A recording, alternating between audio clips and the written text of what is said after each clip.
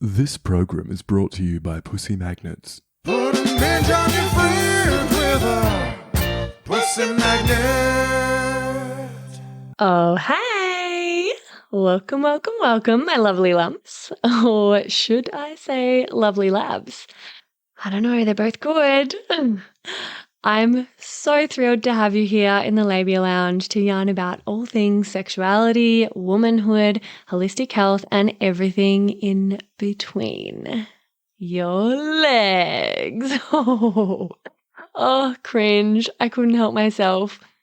Anyway, I am your host, Freya Graff, and I am a holistic sex coach and educator and yoni mapping therapist.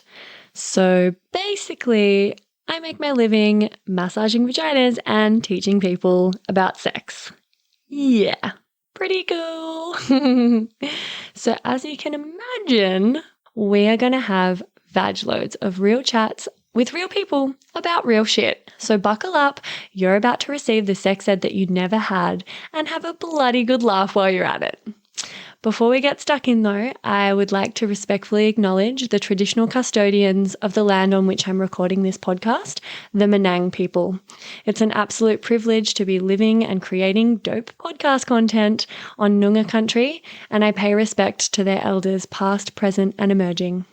Now, if y'all are ready, let's flap and do this. Oh, is there such thing as having too many vagina jokes in the one intro? Whatever. I'm leaving it in. It's my podcast. Don't panic, you're not broken. Your sex education was a piece of shit. Get your flaps out and pull up the couch. It's the Labia Lounge. What's happening, you labial ledge babes? You're in for a bloody treat today. I can tell you that because I have got my dear friend and my ex-partner. Actually, that sounded confusing. It's not two people. I've got my dear friend and ex-partner, Max Sabbatini, all rolled in into the lounge with us today. Yeah, rolled into one. Lots of bang for your buck. And we're going to go head-to-head with our best TMI stories in a battle royale of gross, hilarious, and taboo storytelling. And I couldn't resist calling it the Battle of the Exes because Max and I used to date and had a few golden years back in the day of banging it out and being in love and playing in bands together and experimenting with the poly lifestyle in Melbourne in our 20s. It was a pretty huge time for both of us in a lot of ways, and we learnt and grew a lot, but are now thankfully back to being tight as ever and deliciously platonic.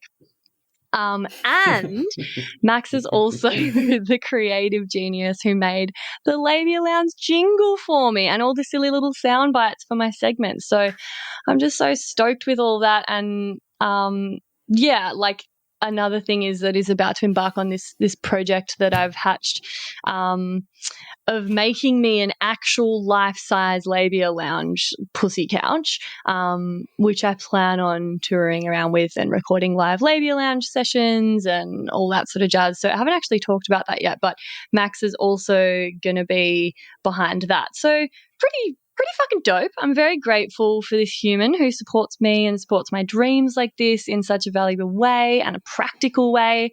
And so I thought it was pretty fitting that this OG labial legend who's always been my number one fan and just so supportive of me, I think it's fitting that he's joining me on the potty today. So welcome, Max. Love your work. Happy you're here. Thank you.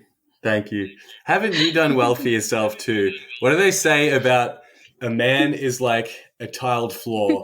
You lay it right once and you can walk all over it for the rest of your life. Is that completely horrible? No. I do the jingles. I do the jingles to be. Oh my God! I almost just want to fucking cut it right there. Let's start again. I love that. The opening joke straight out the gate is just my absolute pleasure. I love being a part of it. I love this vision that's just so much of you. Everything that I knew back in the day rolled into a podcast and a profession and an amazing career. I love being a part of it. So thank you for having me. Oh, thank you. Oh, got the warm and fuzzies. And also the icks because that joke, like, wow. I've actually never heard that one. So Well done. Well done. It's pretty terrible. It's pretty terrible, but that's okay. I feel like it's on brand with just being like informal and weird. So, all right.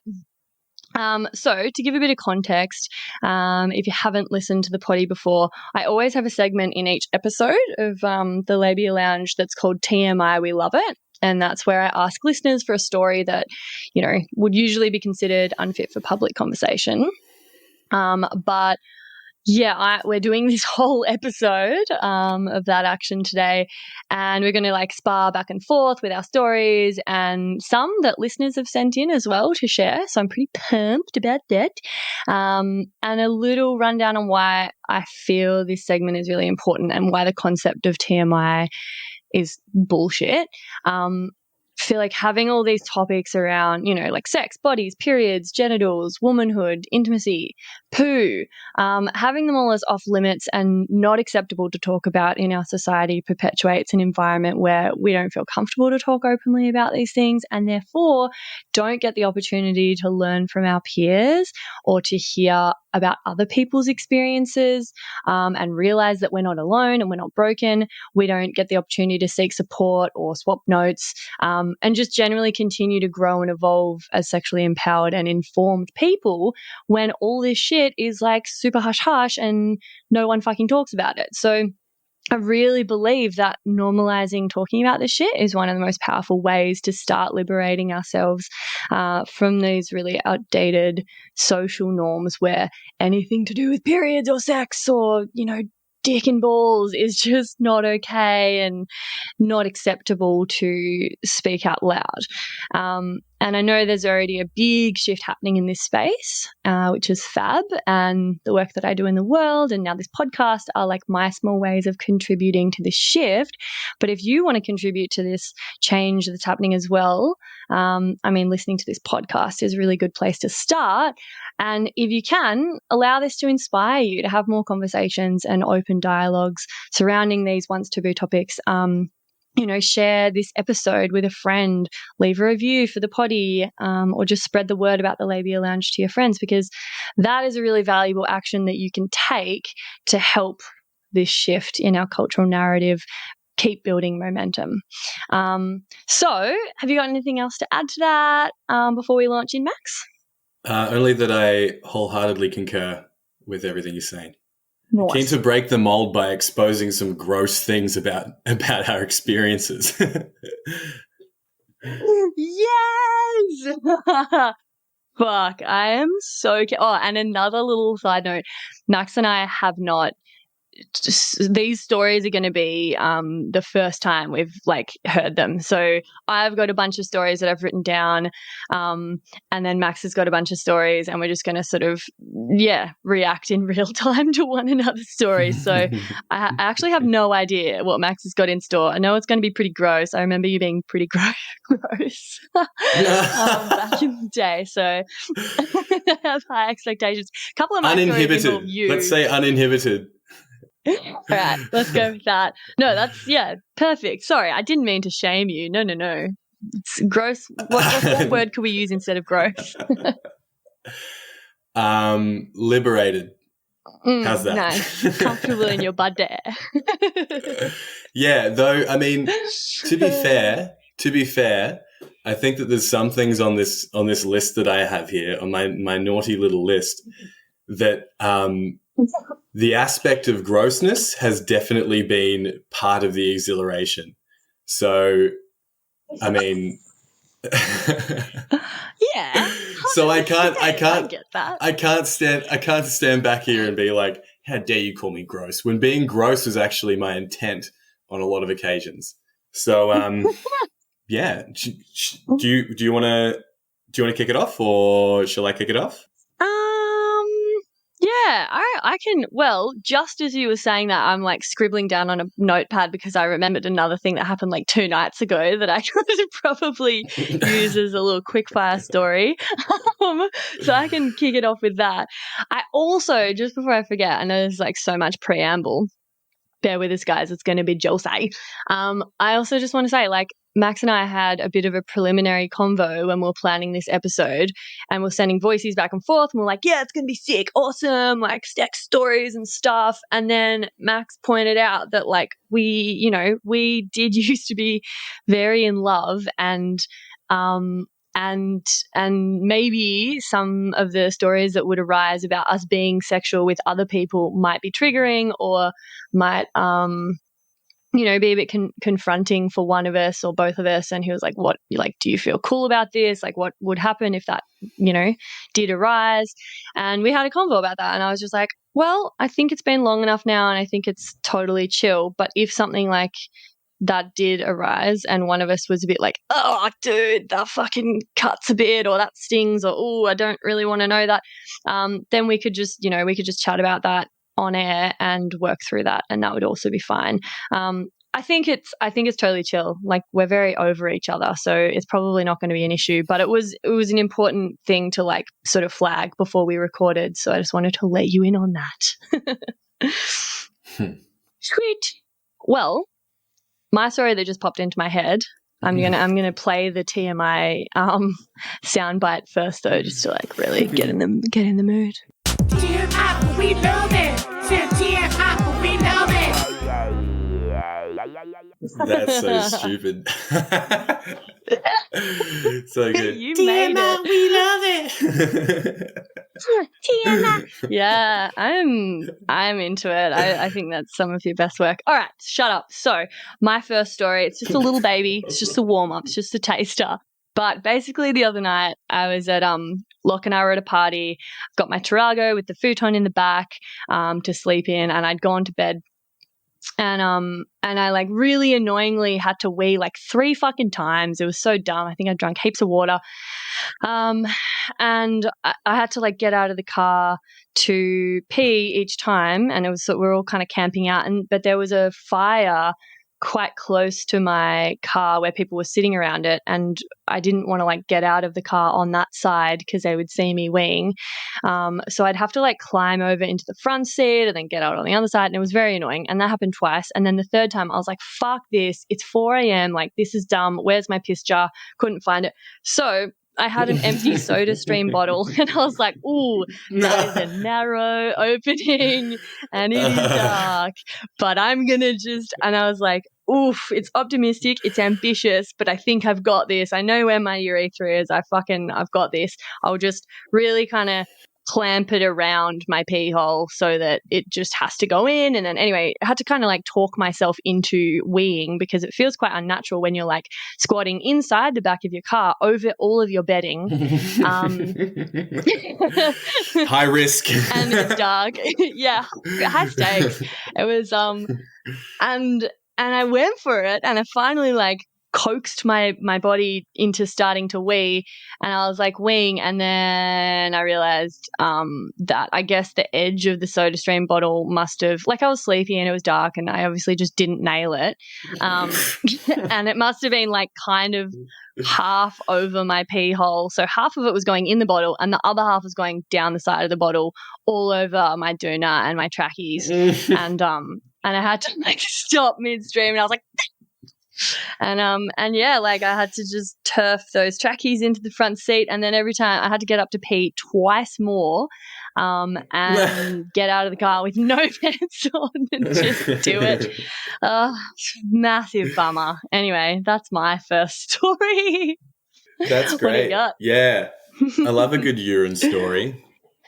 I was thinking about wheeling out some of my urine stories. Okay. Maybe I'll just give you a quick little rebuttal on your urine story, just in the interest of TMI. Nice. I'm going to kick things up a notch, because your story involved urine getting places against your intentions, but my story involves urine used in a very intentional fashion. So you may recall years ago, or you may have deliberately forgotten. You in the depths of your research and all these different fields that are so close to you in terms of like, biology and sexuality and like, and all of these things. I had so much faith in what you were teaching yourself that you could pretty much say something offhand, and I would be like, I've got to write that down. I've got to remember that. I've got to live by that. I know what this is. There was this, and so at some point, you know, you'd said something about, you know, you might have just been flipping through a book, or I don't know where you picked up this information, but you said, you were saying how you could use urine to wash your hair. And I was like, really? And like, and there's this, and this sense of authority that you'd speak with, and I'll be like, okay, all right. And like, you know, I was always having issues with my hair of like, you know, it's either always too like fluffy and kind of stupid looking, or it's like too kind of flat and greasy. And it seemed like this urine thing could be a way of weaning myself off, you know, traditional kind of shampoo and conditioner and getting to a healthier balance with my hair. And so, yeah, I mean, okay, you're looking very unsurprised by this information. But yeah, I washed my hair with urine for, it must have been like at least a year or something, which as well just meant developing this completely different relationship with my piss, where it used to be this is a waste product, and now it has useful properties. And so I had a jar in the shower, and, you know, I'd fill it up. Sometimes it was a matter of timing where I'd be like, well, I'm going to have a shower in about half hour, but I need to piss now. And I want to make sure I've got some piss. So I'll just go piss in my piss jar and stand it up in the shower and have it there ready to go for when it's time to wash my hair, which only makes sense. But when you start storing your own urine for later use, something feels a bit off about it. But I was into that. I was like, this is fucking weird. You know, got a kick out of telling people what I was doing and kind of insinuating that my hair was becoming lighter because of the ammonia, or Head science, total head science. but it also, yeah, yeah, totally. But head science, if you think about it, head science really is the first step in the scientific process. It's hypothesizing. So Indeed. then I attempted to experiment, and I'm not sure I really have any proper conclusions that, you know, they're at least not publishable. They may be worth speaking about here. And yeah, and so like I developed a different kind of relationship with my piss that like led to me on a couple of occasions just sort of like, okay, exploratory sip. And it just tastes so much like some kind of unsweetened Gatorade. Like it's got that electrolyte-y kind of flavor to it. I'm just like, you know, I wouldn't guzzle the stuff, but like, you know, this is kind of, you know, at least in the interests of biofeedback or something, I can justify a small sip. And now I find it so much less offensive, you know? It's just fucking piss. It's fine. It's just piss. It's like, it's sterile. And also, I hate to break it to you, but I don't think you remember the part of the story where, like, you got that from me because I was washing my hair in piss. So, I stole your thunder. I know all about that. No, but I'd forgotten about that. That wasn't even on my list. I love this. And the fucking, like, the logistics of it, like, because you'd wake up in the morning and you're like, okay, well, I've got the most piss to work with for that, like, first pee for the day, but I don't want to have a shower yet because I'm going to do some yoga. So you piss and then you store it for later. And the worst bit about that is that when you pour it on your head later, it's cold.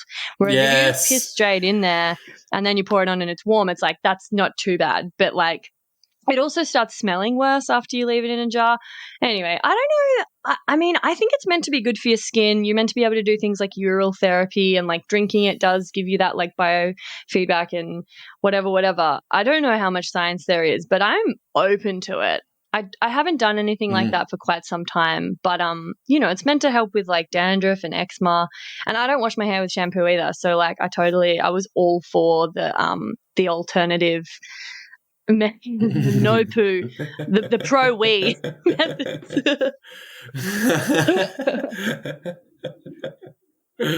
Yeah, and there's something very like it really appeals to the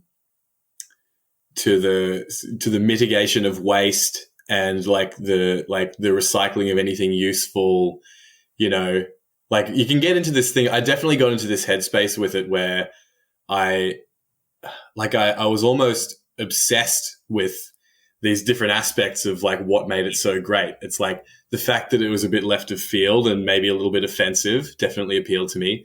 The fact that it was turning something that would ordinarily be considered waste into something useful, that appealed to me as well.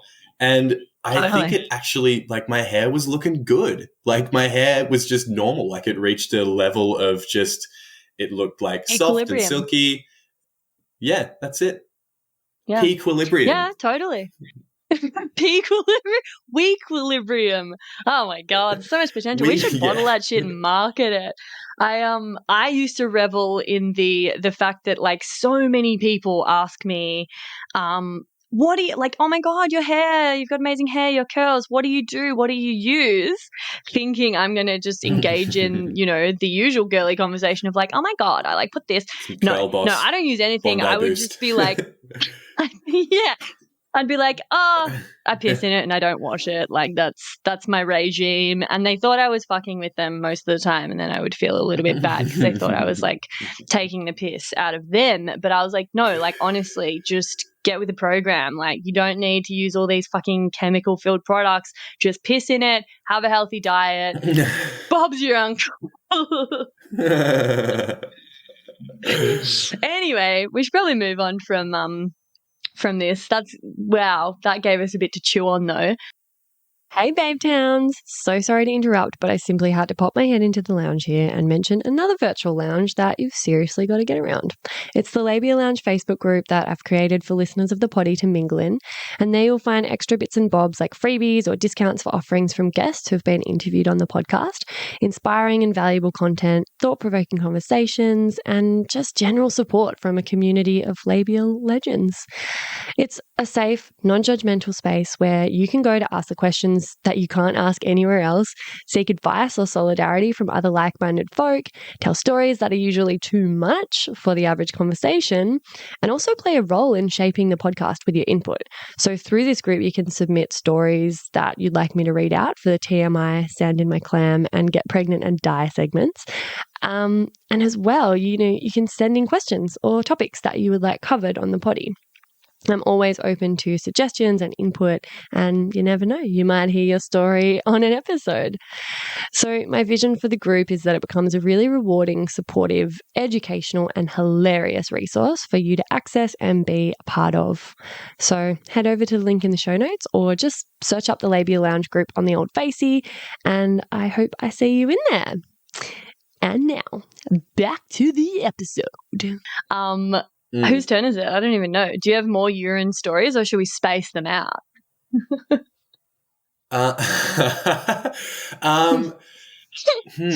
No, I don't think I have any other urine stories I want to bring up right now. See, I think we talked about this in the lead up to the podcast, but there's a lot of things I could say, but that I'm apprehensive to say because I don't want to tell a story that's a shared story of mine and someone else's. I don't want to incriminate or embarrass anybody who isn't putting their hand up to be embarrassed, like we are.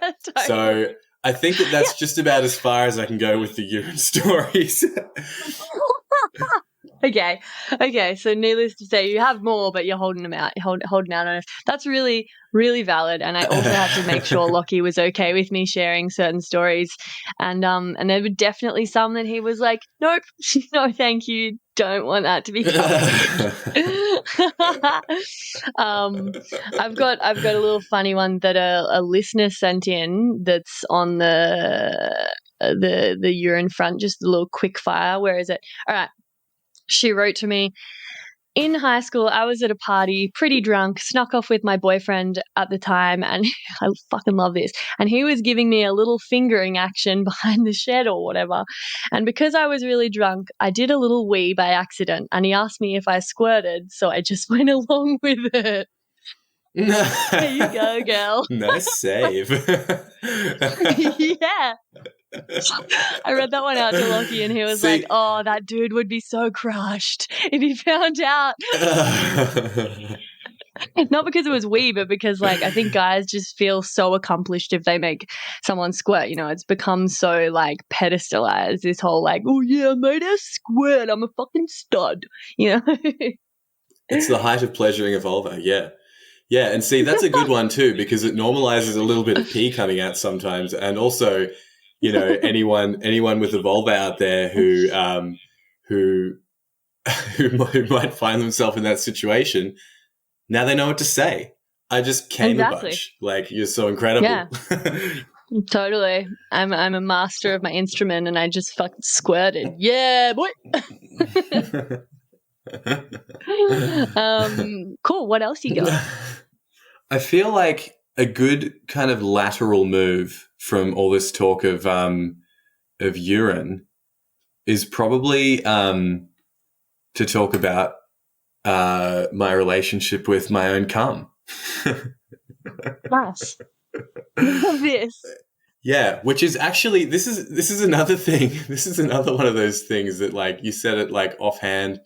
Oh, actually, I think maybe you were slightly more than offhand. I think you were kind of like talking about like all the benefits, all the stuff you can do with cum, and I don't expect to shock you with this one because I know that you get around it. You're partial to the odd clay and cum mask and whatnot. But I think, yeah, you said to me one time, you were talking about, and this might pertain to a kind of sacred sexuality thing that like might not be as much your bag these days as it was then, but it was just to do with the actual, and this is it's got to be like 5 or 6 years ago now, so it's probably, the information is probably slightly foggy for me. I feel like I took away the essence of it, which was that don't spurt your cum into a tissue or a sock or like, you know, onto the ground or like whatever else. Don't spill your seed on the ground. Use it for something. And so I haven't, every time I've ejaculated in the last, could be like 4 or 5 years, with the exception of times where like the cum goes somewhere that I can't get to it, you know, be it like with someone else or it kind of, you know, the way that I'm masturbating means that I can't access it. If I'm having a standard ejac, I've eaten the cum every time. I often wonder, like, how many liters of my own cum have I consumed? And it's exactly the same thing as with the piss. It's like, at first it was this thing that I was like, this is is so kind of left of field that I'm so drawn to it. It was always this repulsion and attraction somehow working together to get me to do this thing. And now I can't even, it just feels so wasteful to me to just like put it somewhere else. I don't even know, like there must be like some protein in there, some minerals, there's zinc in there. 50% of your daily zinc requirements in one hot load. It's got how much, sorry? 50% of your daily zinc in one ejac. So I think you're on the money. There you go. Not to mention all that fucking cheese and life force. Yummy. Delicious. Yeah, and the thing about it too is that it actually, like, once you kind of, you know, come to understand the subtle flavor profile of your own cum, then you can actually tell sort of what's going on. Like I can taste the quality of my diet.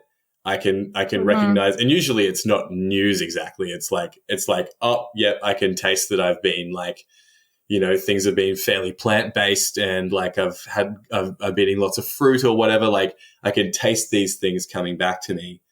And it's just one of the many loose ways that I justify such behavior.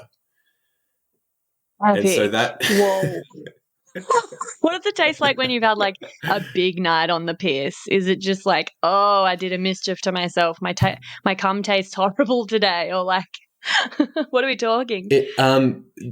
Probably the simplest way to describe it is like on a spectrum of sweetness to bitterness.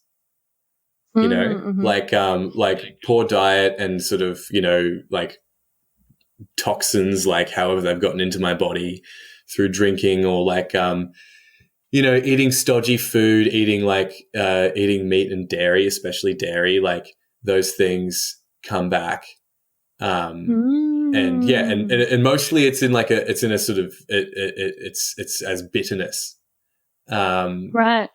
Wow. But then like plant-based, lots of fruit, like, you know, I'm sure you know all about that, like pineapple, it makes you, because it's so high in fructose or whatever's going on there, like it does come back in the cum. The proof is in the cum. Wow. Oh my God, that's epic. I had no idea you were like a regular cum eater now. I thought you'd tried it like once or twice. But you've probably like sucked back more cum than I have. Seriously, like, wow. I think it's pretty likely that I've probably guzzled more cum than most people who engage intimately with penises, because I've got access to it every day, and like, and I can do it. I can make it happen whenever I want, which is something that you can't generally do if someone else is involved. They probably have other things to do than just kind of have you eat their cum all day. Yeah, and it's funny too, because once I got into that place of it went from being something that I was kind of weirdly making myself do into something that I developed this like I must do this kind of thing. That there'd be times. Not so much these days, but back when I was first beginning to do it, you know, or maybe more like 3 years ago, where I'd be with someone and when I would finish, I would pull out, and then there would be like my cum would be on them, and then almost like I'd lost control of my body and I was doing something completely against my will. I'd just be like, all right, just get in there and like slurp it up, and then just be like, you could be forgiven for being disgusted and horrified right now. And I think, I think maybe I was lucky that I was never with anyone who was squeamish, who just couldn't get it. And like maybe in some ways that's sort of a good barometer for gauging someone's compatibility with me in the sack. Are you prepared to watch me guzzle my own cum off your stomach?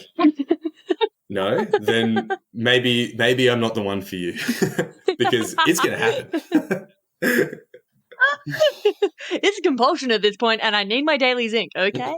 Wow. Fuck yeah. That's great. You would make a good pair with actually you would make a terrible pair with there's this beautiful woman, Chloe, who came on my podcast. We talked about like being single and dating in your late 20s and early 30s, and her TMI story was like that she fucking loves clopping cum in the face and like guzzling it up, and she's just like really looking for that. You know, we had this whole thing where we're like, all right, we're gonna fucking, because the episode was on dating and being single, and she's like, I want to find my person, you know. And I was like, well, we're gonna find that cum lord for you. Like, we're gonna find the special guy who's just got heaps of cum to just spurt all over your face. And I was going to say maybe you'd make a great pair, but actually it would be just so bad. It'd be like both of you liking the fucking soggy chips, you know, like not complimentary. You would smack it back before she even had a chance.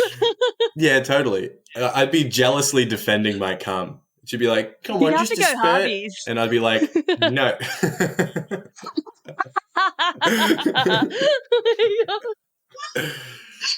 Oh, it's all for me. It's mine. Oh, that was a good one. Whoa, I don't even know how to follow that. Fuck.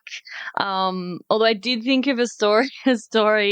It's another urine one. I promise I have others, but it was just really topical because I was like taking a sip of my tea and we were like, you know, talking about urine, and actually during the recording of an episode of this very podcast, I was sitting at my desk, and it was a really long one. It was going for ages, which I love. I love the long form.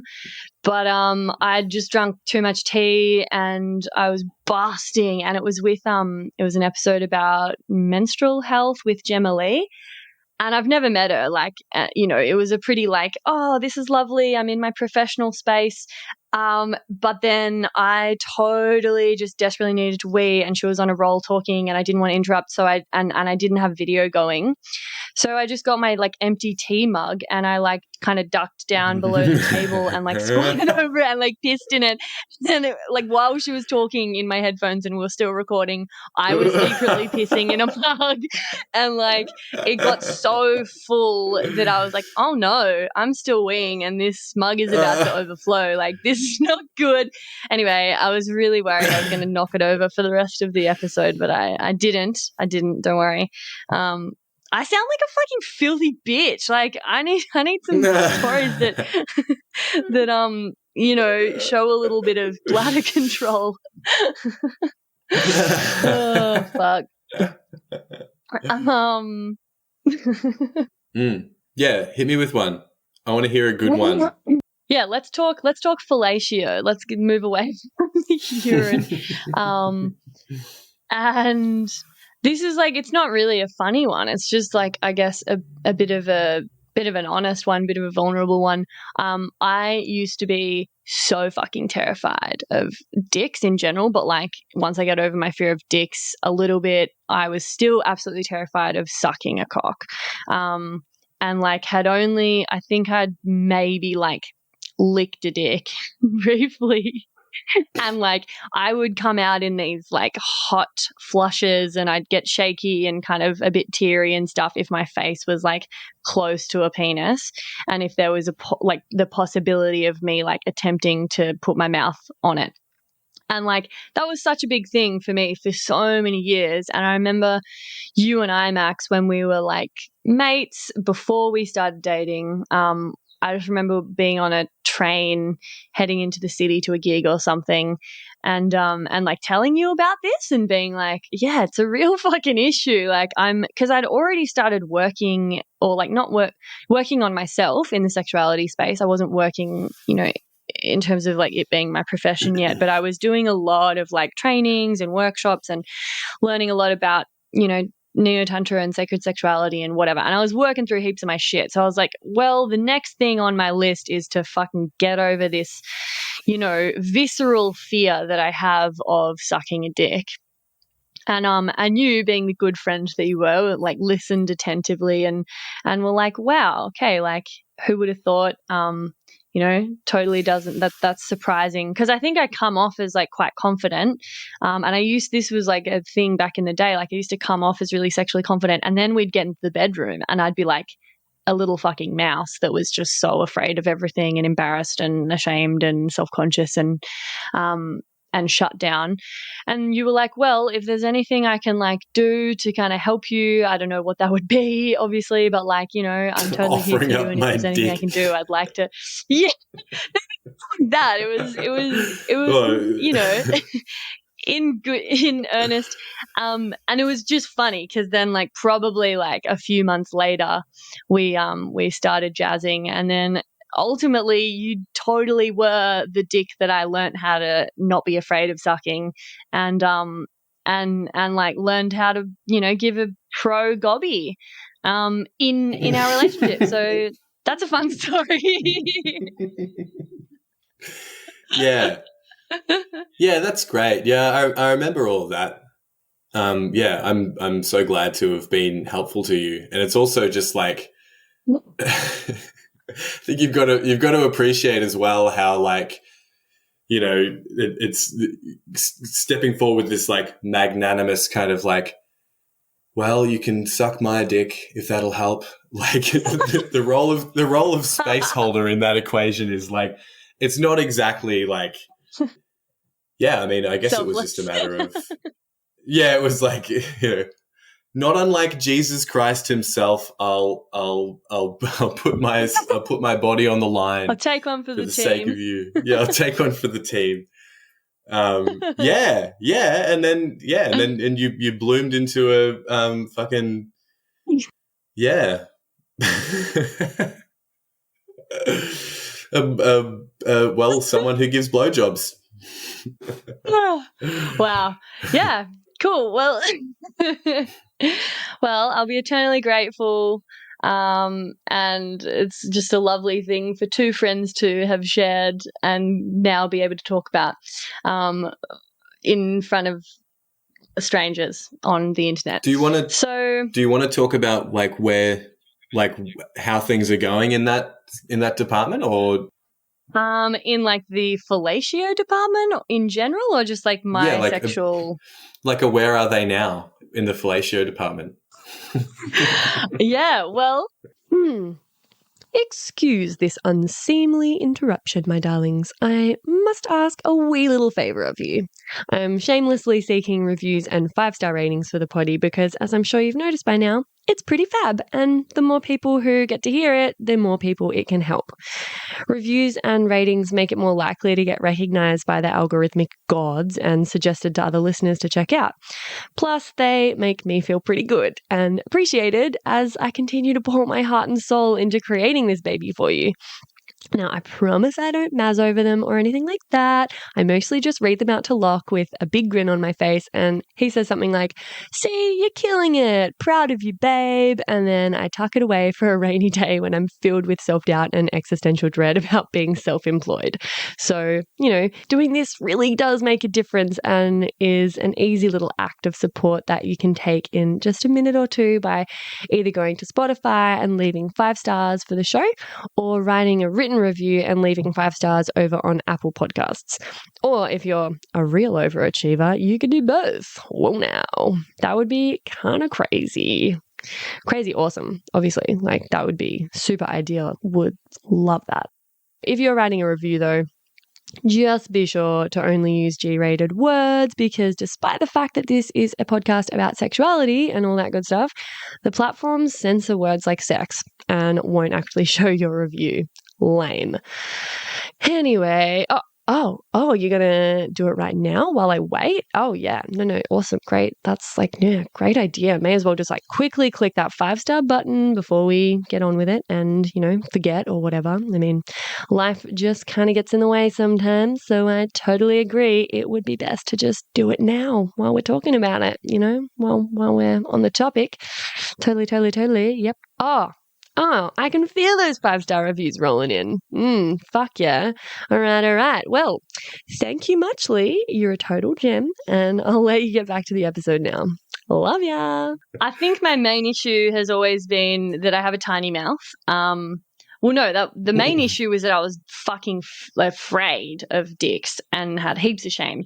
But after that, the only issue that I now still come up against is having a small mouth, actually having just a small little mouth with tiny little teeth and a little palate. If I take a bite out of an apple, it's oh, what tiny child took that little bite? Cute. So that poses an issue. My teeth get in the way. I kind of ugh.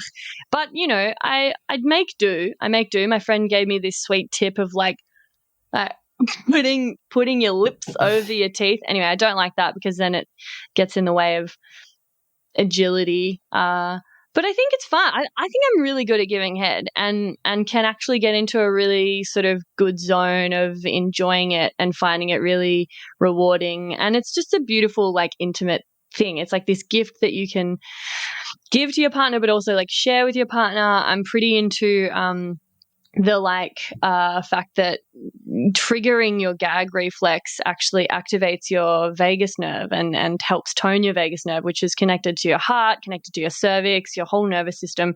So it's really healthy to deep throat. And even if you nearly spew a few times, because I still have a pretty bad gag reflex, it's good for you because your vagus nerve is being kind of brought into the picture. And it's a bit of sex nerd hot tip there, but it's really good for your nervous system to just cop a dick down the throat sometimes and trigger that gag reflex. So yeah, I kind of practice with that. I've been pretty snoozy on the job lately. Poor Lockie hasn't had any quality fellatio for quite some time. But I do like to practice deep throating so that because you can also like access, I haven't, I'm obviously not tantric enough, but you can access like throat gasms where, it hitting the back of your throat and opening that sort of like mouth, throat, jaw area, throat chakra, like really is reflected in the pelvic bowl and the vagina. And so like one, like your sphincters in the body, like your throat, your mouth, your anus, your vagina, they all kind of reflect one another. So if you're really loosening up and opening one up here around your mouth and your throat, then that can have a positive effect on your sphincters down below, so your anus and your vagina. And so you can get into really orgasmic states by giving head. And I've heard of people ejaculating from their throat, like women ejaculating from their throat and having this like white viscous fluid come up, which is wild, like our bodies are so wild. So that hasn't happened to me. I'm not quite committed enough to just be like, really putting in the time. But yeah, I'm in a good place for the old dick sucking these days. Thanks for asking.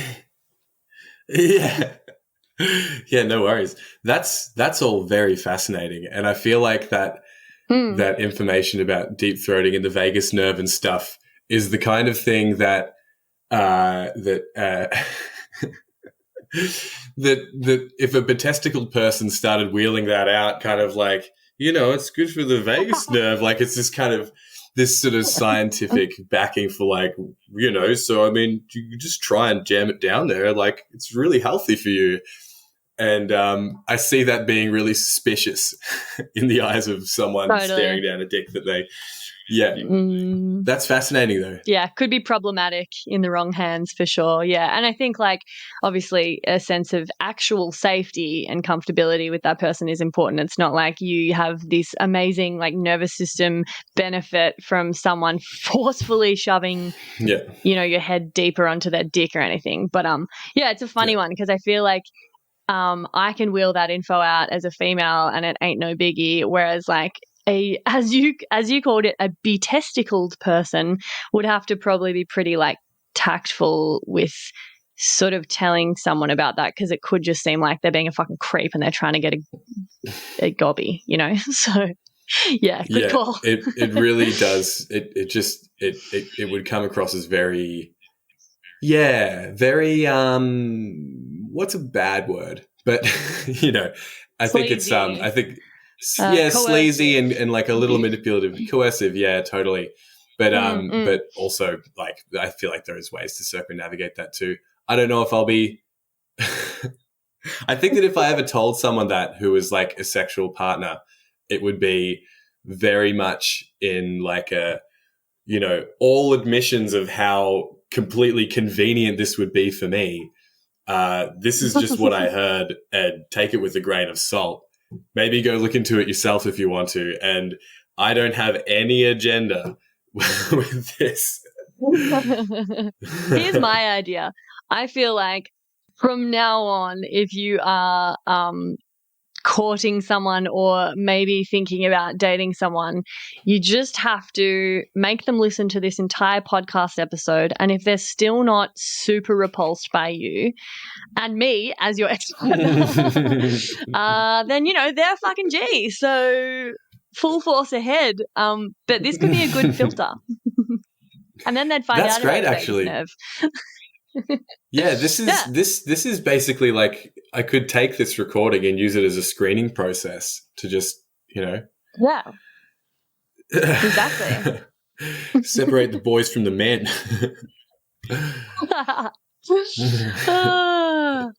Fuck. All right. What's next? What am I going to wheel out now?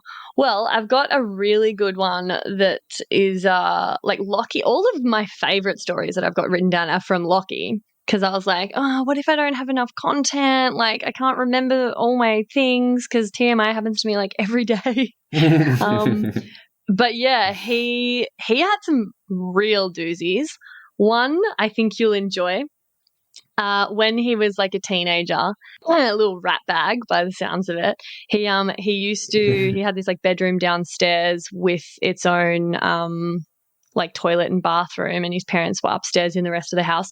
And so the toilet was the only place that he could smoke bongs because it had an exhaust fan above it. and he could do it discreetly. Although, like, fuck, surely they could smell. I don't know how exhaust fans work, but the smoke's got to go somewhere. But anyway, he would get this, and fuck, maybe all guys do this, I don't know, but I was gobsmacked. He would sit on the toilet every morning to take his morning poo. He would masturbate, and he would time it so that as he was pooing, he would ejaculate and rip a bong. No. Oh my God, that's fucking awesome. It's genius. I'm spewing. I will never get to experience that. Like, oh my God. Oh, that's so fucking awesome. That sounds like a joke. It sounds like the kind of thing that someone comes up with and they give it some sort of bizarre name and they put it on Urban Dictionary, but it's not a real thing that anyone's ever achieved. Meanwhile, Lockie's churning out one of these every morning. Yeah. That's fucking genius. Thing. We need a name for it. What? Like, I don't even know where to begin.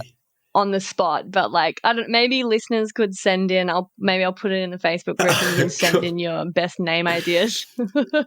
Do you reckon Lockie's comfortable with having his surname said on this show? Because I feel like I've got one that could be a good jumping off point. Yeah, go on. You could call them Please. McSavage Breakfast. McSavage Big Brecky. Yeah, that's it. McSavage Big Brecky. Oh my God. Oh, that's so fucking good. I'm impressed on so many levels, like timing that. And because I know. I feel like taking a shit and like having like a log drop and sort of like dilate the anus, because I guess that's maybe what he's kind of going for, like the dilated anus at the point of ejaculation. And also timing a bong rip with that. I know, dude. How many hands does this guy have? He probably like put the bong in between his knees and then like had one hand on his dick, one hand to light it. Like, honestly, he must have just had it down pat, because it is a seriously complex maneuver. I think. I don't know. But like even like a female would have a hard time timing orgasm with all of that at once. Like, there's a lot going on. Like, even just holding my body upright on the dunny would probably be enough to prevent me from orgasming, you know? Like, I've got to be like full, like relaxed, like, yeah, just like pillow princess.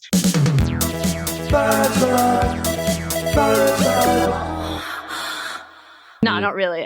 I'm orgasm mostly when I'm on top, actually. So I am using my muscles, but like, I don't know. I just feel like it's an impressive, maneuver. I'm like, how many dudes are doing this? Teenage boys are doing this. Not enough. Are you going to try it? You should try it. Like, if I had a dick, I would try it. I also have never smoked a bong, but like, I would almost be willing to just fucking do it. Like, if I could nail that, it's like you're pulling anal beads out at the same time as coming, but you're like, how good does pooing feel? Yeah. Oh my God, that's so good. Yeah, I think Lockie probably would have had the distinct benefit of being a teenage boy, and it's pretty much just like those loads are shooting out of you. Like, you know, even if he mistimed one, he could probably get another one out. Like, seconds later. In fact, he might just be quick firing loads. And I'm talking. No. Teenage boys. Yeah. No, they're full of cum. They're producing too much cum. They need to get it out of them. Makes more sense. Oh, yeah. Okay. Good stuff. Sweet. So how are you going to follow that? I think I'm in the lead. Thanks to the McSavage Big Brecky. I'm fucking killing it. Hey, me again. If you'd like to support the potty and you've already given it 5 stars on whatever platform you're listening on, I want to mention that you can also buy some dope merch from my website and get yourself a Labia Lounge tote, tee, togs. Yep, you heard that right. I even have Labia Lounge bathers. Or a cute fanny pack if that'd blow your hair back.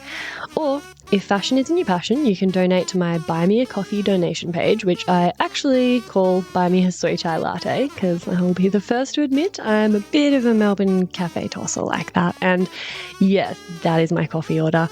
So you can do a once-off donation or an ongoing membership and sponsor me for as little as 3 fat ones a month. Every bit helps because it's not cheap to put out a sweet podcast into the world every week out of my own pocket. So I will be undyingly grateful if you support me financially in this way. And if you like, I'll even give you a mental BJ with my mind from the lounge itself, which is at this early stage in Double L history, just the spare bedroom at my house. Anyway, I'll pop the links in the show notes. Later. That's really hard to follow, but I do have a story. Hey guys. So I hate to be a party pooper and poop all over this party, but we actually ended up going way longer than anticipated because we had so many juicy stories. So I've decided to break this episode up into a 2-parter. So you're just going to have to hang on to your panties and be patient and await the next installment next week. And I promise you the stories are only going to get more out there. Yeah, many a lull to be had. So stick around. And of course, in the meantime, if you just want to keep tapping into that TMI vibe, please send me in your stories. I can read them out anonymously, or you can send in a voicey and I can play it on the episode. I want to make this a regular thing because it's fucking funny, let's face it. It's some of my favorite content right here. So yeah, thank you for listening, and I hope I see you for part 2. And that's it, darling hearts. Thank you for stopping by the Labia Lounge. Your bum groove in the couch will be right where you left it, just waiting for you to sink back in for some more double L action next time. And in the meantime, if you'd be a dear and subscribe, share this episode, or leave a review on iTunes, then you can pat yourself on the snatch, because that, my dear, is a downright act of sex-positive feminist activism. And you'd be supporting my vision to educate, empower, demystify, and destigmatize with this here podcast. Also, I'm always open to feedback, topic ideas that you'd love to hear covered, or guest suggestions. So feel free to get in touch via my website at freyagraph.com, or say hey over on Insta. My handle is Freya_graph_YMT, and I seriously hope you're following me on there, because damn, we have fun. We have fun. Anyway, later labial legends. I'll see you next time.